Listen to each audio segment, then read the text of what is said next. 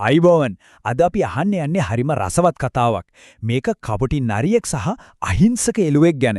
බලමු නේද මේ දෙන්නගේ කතාව කොහොම ඉවර වෙයිද කියලා. අපොයි බලන්නකෝ මේ කැලේ ඉන්න කපටිම සතා නරියා අද ලොකු අමාරුවක වැටිලා නේද? එයා ඉන්න ගොඩාක් ගැඹුරු ලිඳක් ඇතුලේ. දැන් ඉතින් කොහමද ගොඩ එන්නේ? උඩට පනින්නත් බෑ. ගොඩට එන්න කිසිම විදිහක් පේන්නත් නෑ.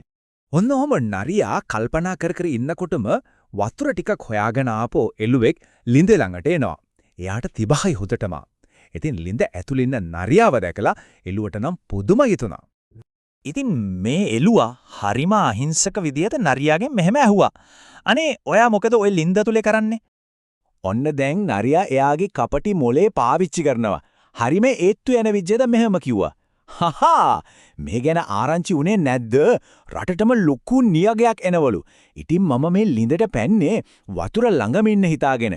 බලන්නකෝ කියන බොරුව. ඒ විතරක් නෙවෙයි තවත් මෙහෙම කිව්වා. අයි ඔයාත් එන්නකෝ මාත් එක්ක එකතු වෙන්න. නරිය මේ ආරාධනා කරන්නේ හරියට එළුවට ලොකු උදව්වක් කරනවා වගේ. දැන් මොකද කරන්නේ? මේ නරියා කියන දේ විශ්වාස කරන්න හොඳයි කියලා හිතෙනවද? එළුවා මේ කතාවට රැවටෙයිද? එළුවා පොඩ්ඩක් කල්පනා කරනවා. නියගයක් එනවනම් වතුර ළඟ ඉන්න එක නම් හොඳයි තමයි. ඒත් මේ නරියා කියන දේ ඇත්තක්ම වෙන්න පුළුවන්ද? එයා මොන වගේ තීරණයක් ගනීවිද? අනේ වැඩිය හිතුවේ නෑ. එළුවා නරියාගේ කතාව සම්පූර්ණයෙන්ම විශ්වාස කරලා ලිඳට පැන්නා. දැන් ඉතින් දෙන්නම ලිඳ ඇතුලේ හිර වෙලා. ඔන්න දැන් තමයි නරියාගේ නියම සැලැස්ම ක්‍රියාත්මක වෙන්නේ. එළුවා ලිඳට පැන්න ගමන්ම නරියා වේගයෙන් යාගේ පිට උඩට නැග්ගා. ඊට පස්සේ එළුවාගේ දිග අං දෙක උඩින් පැනලා ලිඳෙන් එළියටම ගියා. හරිම කපටි නේද? ඩොඩට ගිය නරියා ලිඳේ ඉන්න එළුවට මෙරිම කිව්වා. ආයිබෝන් යාළුවේ. ඊළඟ පාර එක දෙයක් මතක තියාගන්න. අමාරුවේ වැටුණු කෙනෙක් දෙන උපදේශ කවදාවත් විශ්වාස කරන්න එපා හොඳද? කියලා එතනින් යන්නම ගියා. ඉතින් මේ කතාවෙන් අපිට ලැබෙන වැදගත්ම පාඩම මොකද්ද? ඒ තමයි පණින්නට පෙර සිතා බලන්න කියන එක. ඒ කියන්නේ යමක් කරන්න කලින් ඒකේ ප්‍රතිඵල ගැන ඒකේ හොඳ නරක ගැන පොඩ්ඩක් හිතලා බලන එක කොයිතරම් වැදගත්ද කියන එක. හොඳයි එළුවා වගේ අමාරුවේ වැටෙන්නේ නැතුව ඉන්න අපිට පාවිච්චි කරන්න පුළුවන් හරිම සරල බුද්ධිමත් පියවර තුනක් තියෙනවා.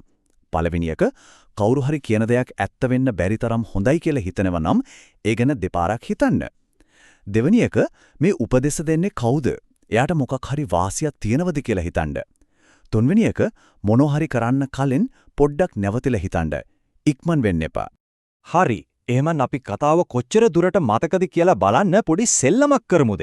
මම ප්‍රශ්න ටිකක් අහන්නම් බලමු කවුද හරි උත්තර දෙන්නේ කියලා. හරි. මෙන්න පළවෙනි ප්‍රශ්නය. කතාව පටන් ගන්නකොට ලින්දේ හිර වෙලා හිටියේ කවුද? හරියටම හරි. ඒ නෙරියා. හොඳයි දෙවනි ප්‍රශ්නය. නරියා ලින්දෙන් ගොඩෙන්න උදව්වට ගත්තේ එළුවාගේ පිට සහ අංගද? ඕ නියමයි.